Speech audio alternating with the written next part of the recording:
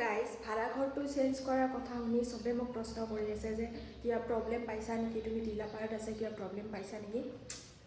একো প্ৰব্লেম পোৱা নাই বাবা, একো প্ৰব্লেম পোৱা নাই। ইয়াতে মানে আণ্টি আংকলৰ যোনটো ল'ৰা ইমানে ভাল আৰু মোৰ হাজবেণ্ডৰো বহুত ভাল ফ্ৰেণ্ড আৰু, কিন্তু আমাৰ বাজেটৰ মানে ওপৰত গুচি যায় এইটো মানে তোমাৰ ভাড়াঘৰটো, সেইকাৰণে আমি ল'ব লগা হৈছে বেলেগ।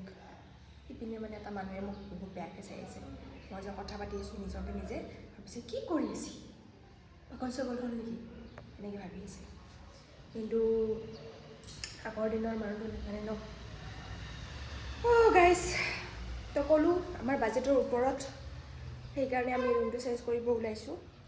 আৰু গাইজ কালি ইমান কষ্টকৈ কাপোৰ ধুইছিলোঁ, আজি গোটেই কাপোৰ পৰি আছে। ৰাতি যোনটো তুফান আহিছিল, মই পিন লগাই থৈছোঁ কাপোৰখিনিত, তথাপি পৰি আছে। মানে ভাবিছিলোঁ যোনটো কাপোৰক পিন লগাইছোঁ যে এইটো কাপোৰ নপৰিব, সেইটোৱে কাপোৰ পৰি আছে। আৰু বিশেষকৈ তোমাৰ দাদাৰ যোনবিলাক বগা শ্বাৰ্ট আছে, গেঞ্জি আছে, সেইবিলাকে পৰি আছে। মানে ডাবল কাম, এটা কাম কৰি উঠি আৰু এটা কাম।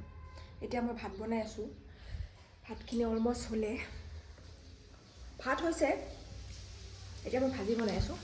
এয়া ভাজিটো হৈছে, মই চাহো খালোঁ।